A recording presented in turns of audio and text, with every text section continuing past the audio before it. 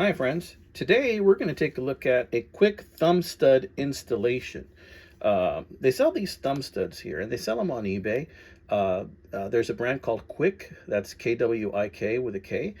And there's just a lot of other companies that make these, and they're pretty reasonably priced. So we're going to talk about them, and we're going to do a viewer request and install a thumb stud on a lockback knife that does not have a hole. So stay tuned.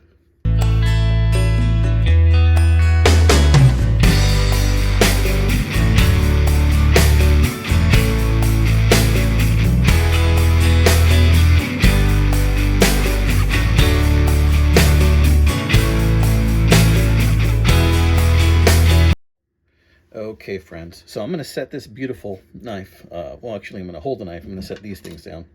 It's a very simple process, but let me show you the knife first.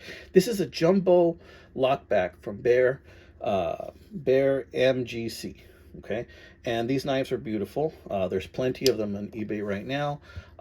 These are usually like second cut knives. These are knives that maybe did not make the cut that I believe people buy them for sale because they have something minor wrong with them. This particular one has a couple things wrong with it, but I do love these knives because, one, as you can see, the bolsters are smoothed out, which means they slide into your pocket a lot better. This second cut bone looks a lot like stag, and they make it look like stag, and it's just beautiful, beautiful bone. The things that I believe are wrong with this one are that it's got a minor crack right there. It's like a stabilized crack, not a big deal. The other thing I'm going to mention is that the walk and talk is kind of weak on this, but some oil and use might fix that. Let's listen to that walk. Very light, right? Talk. Okay. So because of those things, there's not really any play or anything involved here. You know, I think that's why I got it at a great deal. I got this for about 40 bucks, which I think is an excellent deal on this knife. And it just slides right into your back pocket. And with time, that bone's going to wear really nicely. And I love that about it. So, but let's go ahead and let's look at this right here. So this is an example of a brass thumb stud. They also make these in steel. There's a couple of companies that make these. One of these will cost you about $6, maybe with free shipping.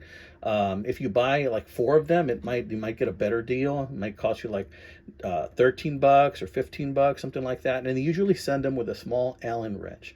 So in here, there's a tiny little hex screw, like a barrel screw, and you use the Allen wrench to tighten it once you put it on the spine of the blade where you want it. Okay, so let's look at this knife, right?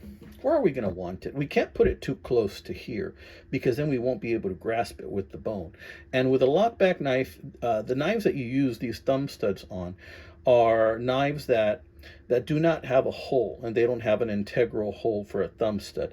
So because of that, to make it a little bit easier, usually you want to add one of these things so you can, these are not going to be whipped out of your pocket, although with some practice you can, but you know, these help quite a bit when you have one hand to work with, right? So the best thing to do is to find the best location for that thumb stud. And so the way I do that is by seeing where it hits the bone here and where I can comfortably grasp it with my thumb.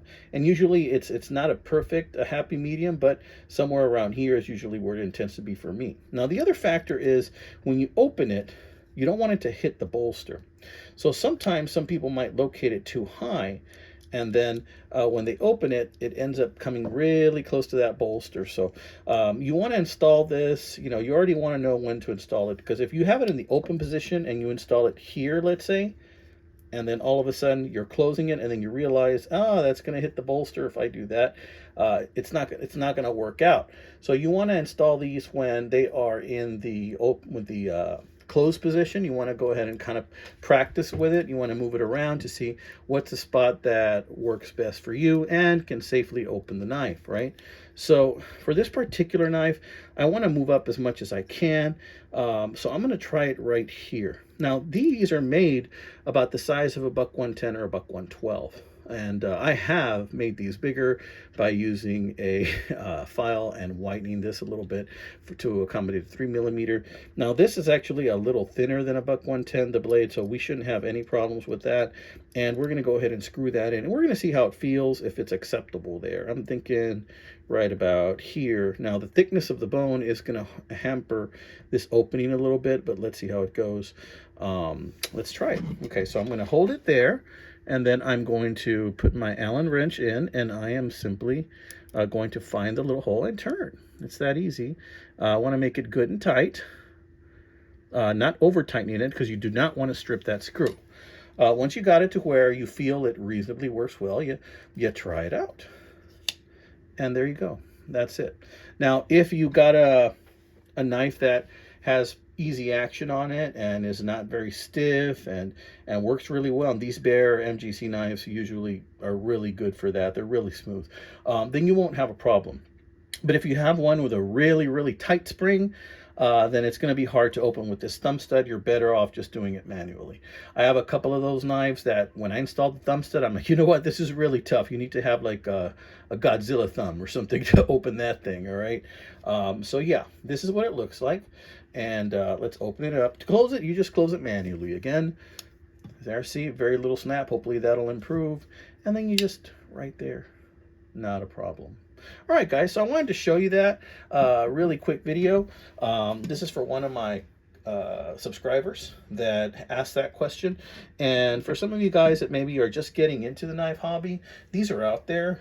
They're really pretty. They make them in brass, and they make them in stainless. If you want to call it knife jewelry, you can do that as well. I just think it makes things easier.